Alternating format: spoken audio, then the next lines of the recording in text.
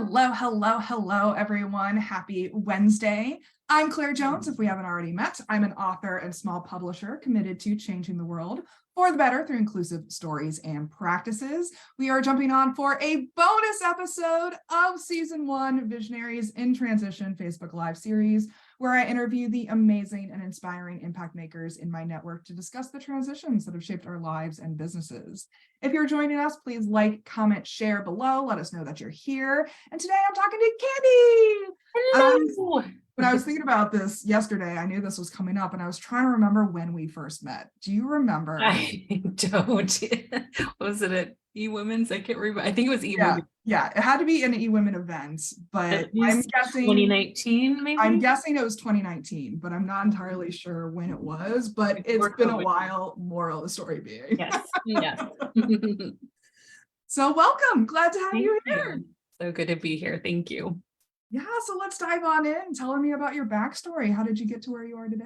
Oh, girl. So it's so fun to talk about this especially because that word transition, right? And so when we talked about kind of maybe doing this and stuff, transition is a huge piece of my world because I'm 52 and I went through menopause a couple of years ago, and there has not been a bigger transition. I don't know if I have had one in my life. Maybe getting married was a big transition, but huge, huge, huge. So a little bit about my backstory. And I wasn't expecting it. Like, I didn't realize that this was going to be such a big part of my story, to be honest. So I am a coach and I specialize in helping women over 50 really create peace with their body, create peace with food. And so kind of the pieces of my backstory are I didn't feel those things for a good majority of my life.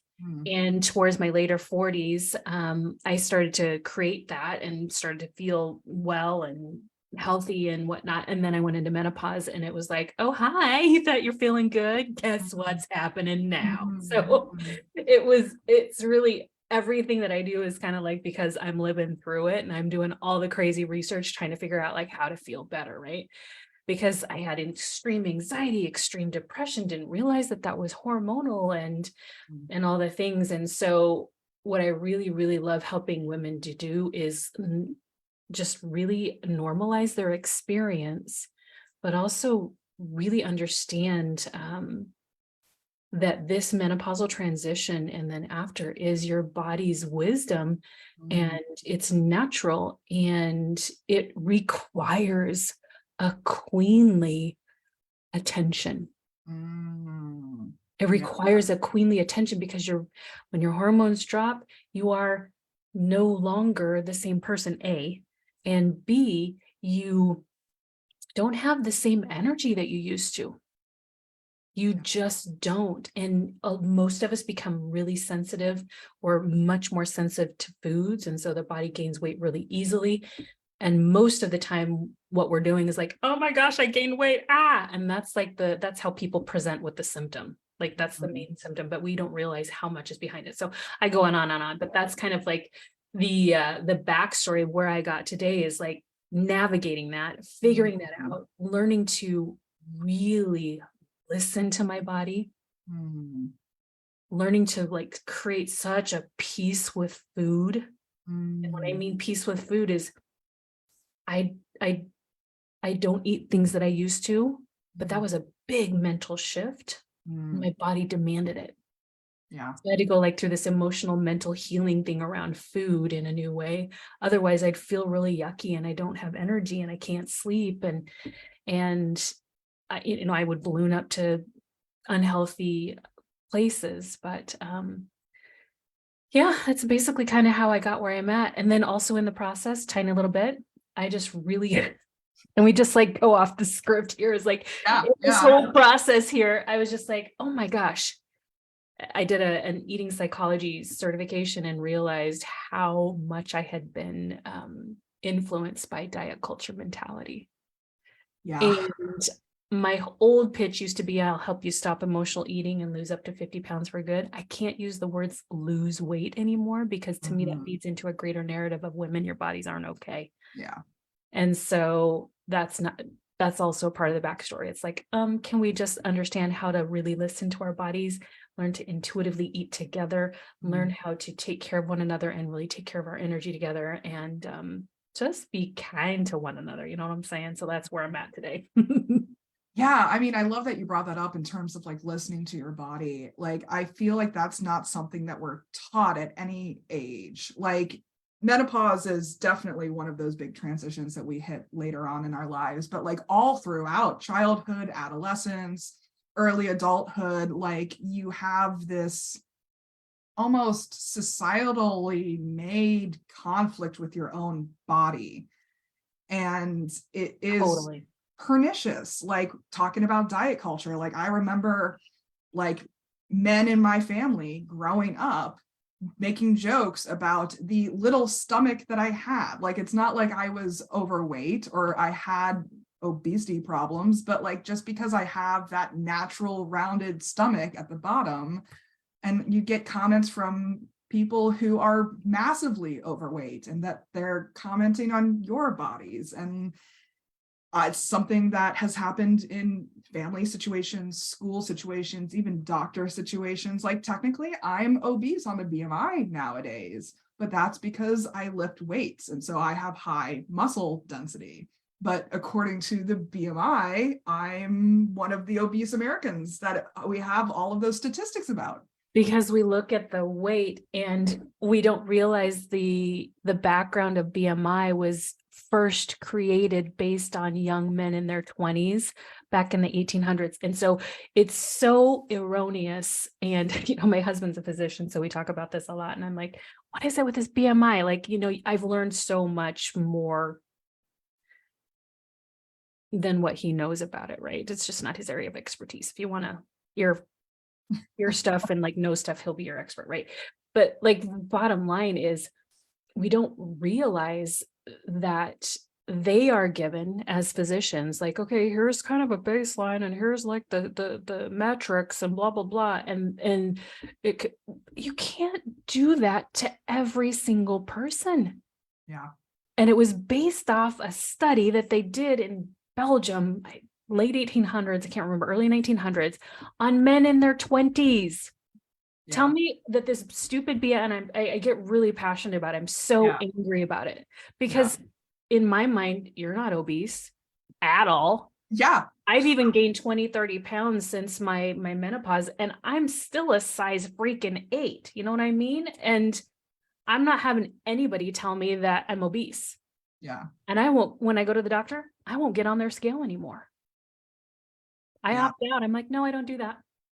And they can't make you. You know what I mean? I mean, that's a handy tip. I didn't know that. You can say no.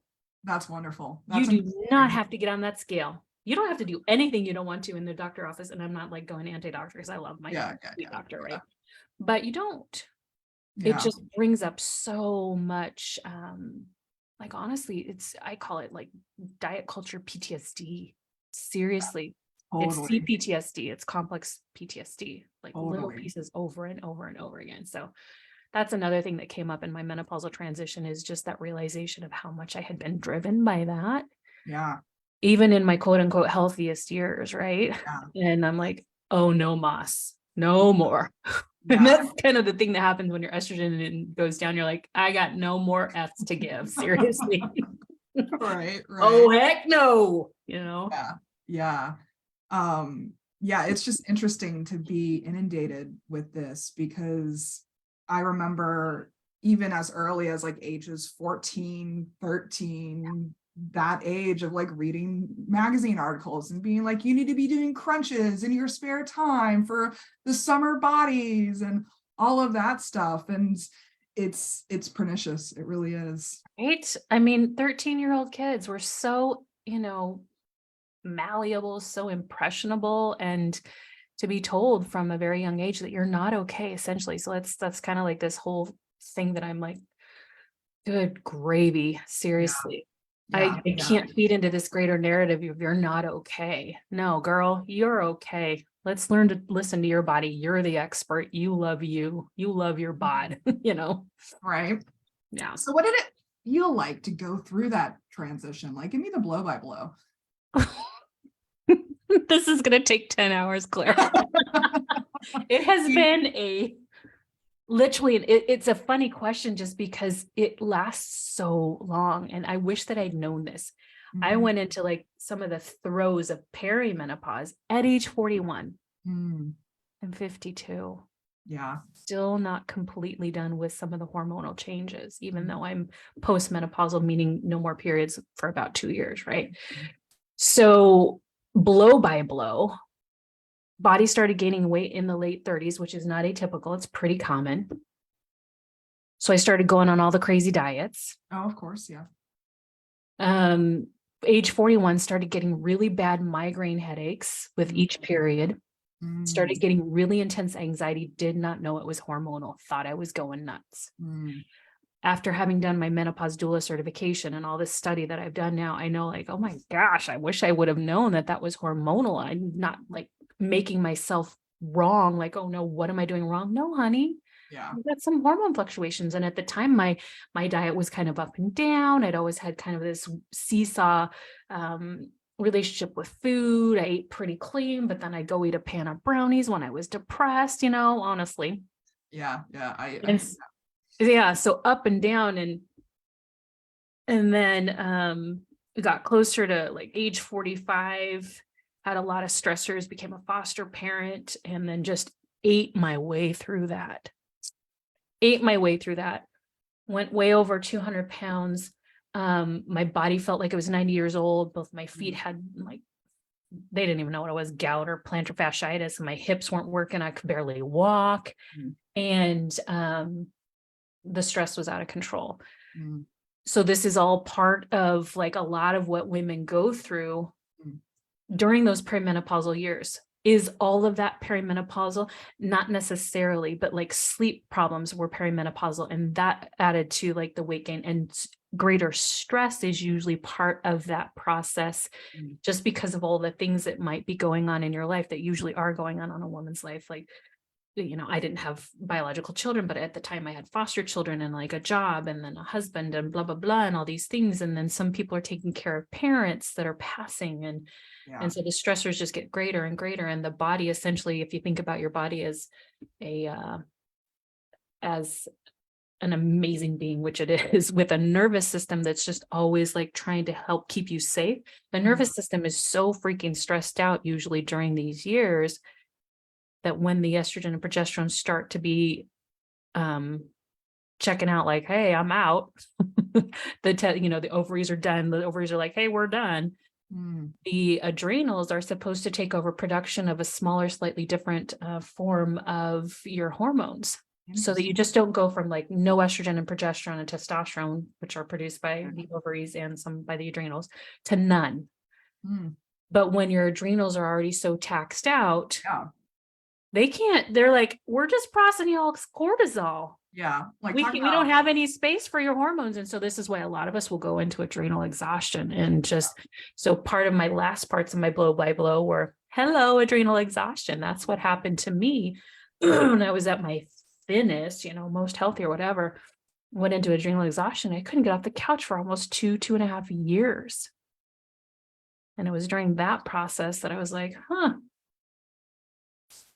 time to start listening to her differently, because she's just been trying to get my attention, personifying my body here, right? And so talking about her, and I finally feel like I can hear her like gangbusters, and I finally feel like I don't push her. The other fun, interesting part with this was just learning about all of the mindset and the kind of like the diet, not only diet culture, PTSD, CPTSD, but also just toxic masculine productivity PTSD of our society. There was like this, got to do it well, got to be perfectionist. And that happens for a lot of my ladies, is there's this perfectionism kind of speaking in the background, as well as just this seesaw relationship with the body. And it kind of goes self-implodes oftentimes when you start going through menopause. So that's kind of the blow by blow. But the good news is right now I'm feeling healthy.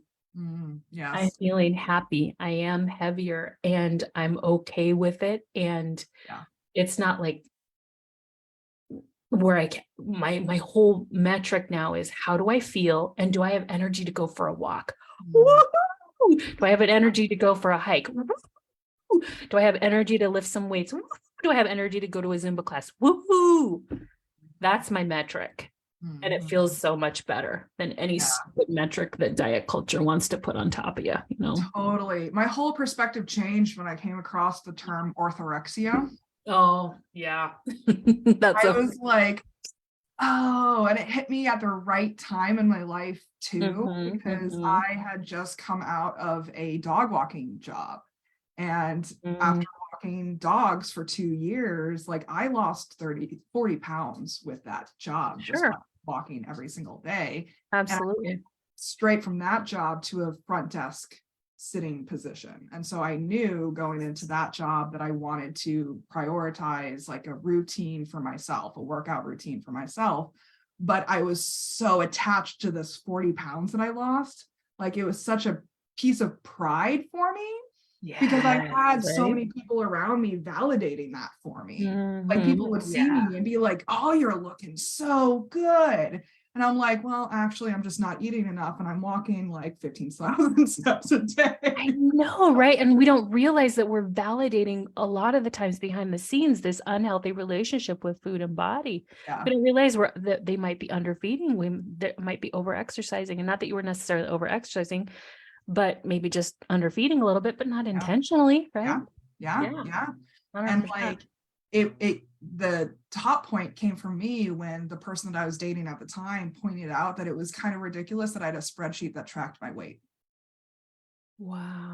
And Wow. like over the years, I had put down like what my activity level was, what my job was, and like what my weight was, just to see like how it had tracked over the years. And the Wow. person I was dating was like, you need to get rid of that spreadsheet. And I was Wow. like, but I'm just like, it's just data. Like I'm not. And he was like, no, no, no, no. Like this is so much more than just data. And that's when I You came. could tell that it was more than data, huh? Mhm. And because I Wow. was doing like 3 workouts a week. I was doing like high intensity interval training. And that's what caused me to go into adrenal fatigue. Yep. Yep. And I was just like, okay. And orthorexia just kind of like came into my vocabulary at that time. And I was like, oh, that's You what's want to going define on. that for the audience, what orthorexia is, so they It's, know? yeah, it's an A lot of people don't. I found out that a lot of people don't know and haven't heard of it. yeah, it's an unhealthy obsession with being healthy. Yeah. It's the best way that I can describe it. It's like, Sometimes it's an unhealthy obsession with like eating clean and yes, eating stuff like that. clean, Mhm. working out, Yep. all of these like paleo, keto, Yep. vegan, if you use it as an obsession, as a Yep. restriction tool, more Mhm. so than like this makes my body feel good kind of Yep. approach, then you're in the orthorexia You got it. space with that. Yeah. Yeah. And we don't realize that that's a thing too. Like that's, we can do the pendulum thing, like Yeah. overeating, binge eating, or anorexia to, oh gosh, I got to be obsessive about being perfect. And again, both of them are driven by imperfection, which is driven usually by an underlying need that wasn't met as a child and an underlying conclusion we made about ourselves as a result. I'm not good Mhm. enough. I'm not worthy. I'm not lovable. Usually those are the three that kind of come into play. Yeah. Well, we've talked a little bit about lessons. Are there any more lessons you want to impart that you've learned along the way? Mm. Uh, Golly, how many can we have time for? I mean, speaking about this topic specifically, I wish I would have known all of the symptoms of what menopause were, all of the symptoms of what adrenal exhaustion were, and how to prevent them. And I wish I would have known. And so these are the lessons, right? That I have learned. I wish I would have known how much my body loves me and Yeah. how much she has been trying so hard to get my attention and Mm, how she is so wise. And when mm, I listen to her, not only do I hear her chemical and food and nourishment and like movement. I don't like the word exercise, but like yeah, movement totally. needs and cycle or like needs. but she's also so spiritually wise when the nervous system is calm. Mm, She's so emotionally and mentally much more wise when the nervous system is calm. And mhm, so that's really been my focus for the past couple of years, is understanding my nervous system, understanding how that when I do small things like, and it's not small actually, but small things like really dialing in for me the food that I eat. Like I do eat really clean now, but I'm not doing it from an orthorexia standpoint. I'm doing it because my body is so um communicative with me, and because so many of us, at least me, my body has gotten so sensitive to all foods through this transition. mm, I just can't eat things like that anymore. It's so she's just gotten so communicative with me, and I have her back now like I never have before. And so we do eat really, really clean, but it's from this like abundant place of I love you so much and I don't want you to hurt.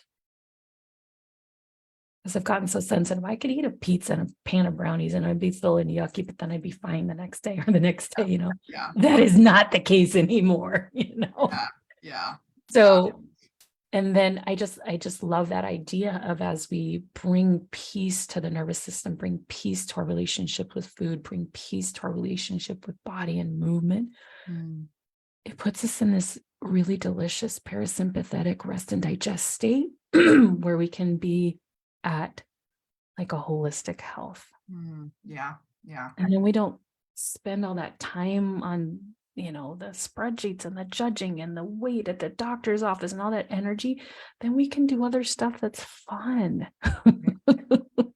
Stuff that would be, much more an expression of who our divine inner selves are. mhm.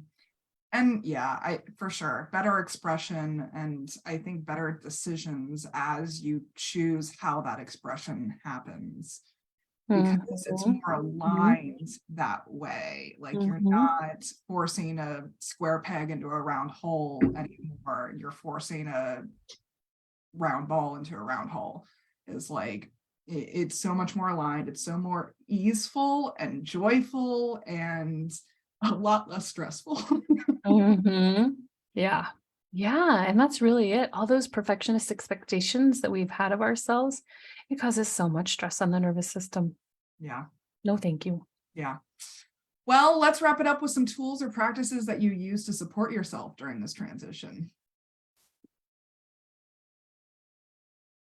When my body first started going into the anxiety, just kind of a little gift for your audience, if they don't know, if they haven't gone through this, or they're getting ready to go through it, or if they're trying to bring some understanding to afterwards. But it's really not atypical for the body to experience anxiety and depression too, as the chemicals start to change. And that will often queue up in the mornings, Mm, as well as the afternoons and sometimes at night. And so a tool that I started implementing was I learned to meditate. mm, I learned to meditate and I learned to say no. Like I've got so many no's, and I'm like, I've only got a couple of yeses, to be honest, and like what I will say yes to these days. yeah. But I learned to meditate and I learned to do that as a gift for my brain and a gift for my nervous system. That was really, really useful. I do a morning routine to help that. And then a really big tool is like having a hard stop, hard no, like I don't do anything else. Usually after 2:33, I like to stop at 2, but I'll like my hard stop is 3 o'clock, and not expecting my body to be able to be like, hey, we should be able to go to 8 or 9 o'clock at night like I used to. No, no, no, Yeah, no, no, no, no, no, no. yeah. And the cortisol rhythms kind of ebb and flow, and after lunch between 2 and 4 o'clock I do some type of a relaxation, again either a yoga nidra or a another meditation, and Mm, I just relax, and then I do my life with my husband in the evening and just relax and have fun. And I think another huge tool is just really giving myself so much grace. I feel inspired to like share a quick little story. I was at the very beginning of this. I was caught in this loop of judging myself, thinking I should be able to have more energy. I shouldn't be able to, I shouldn't be crashing. I shouldn't be feeling these things, all the shoulds.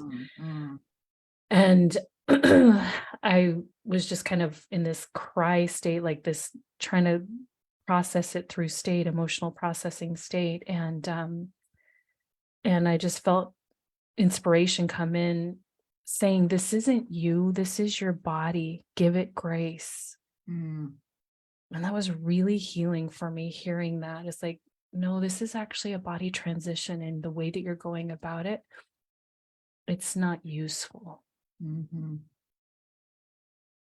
Your body needs something different right now. So that I hold on to that anytime I get back into the little mindset of shoulds and shouldn'ts. Totally. Yeah. Yeah. I had to transform the word should to better in my vocabulary. Like, is this actually going to better my experience of life in this moment? Or is this just something that I think I should do? Like, yes, doing my taxes is going to better my quality of life. Yeah. But I like folding that. my laundry immediately on time, that's a question for myself. Like, is it actually going to better my experience of my And the fun thing to think about is like, why is my mind even thinking that there's an on time with folding laundry? Yeah, exactly. Whose expectation was that? Thanks, Mom. Right? Or what I mean? Yeah. And like, I love this concept of using boundaries as a gift to your nervous system.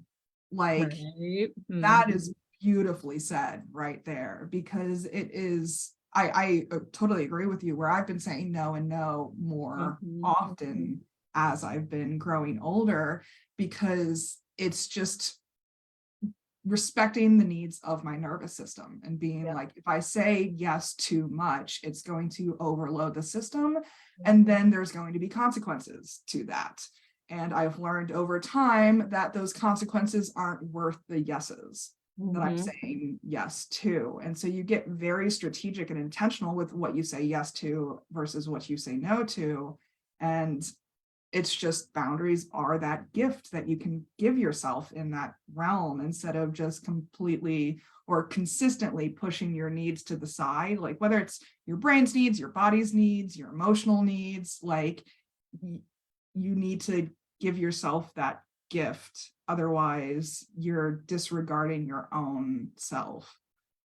Yes. 100,000,000%. As you were talking, it reminded me of something that I teach my clients. I call them the 4 Ps.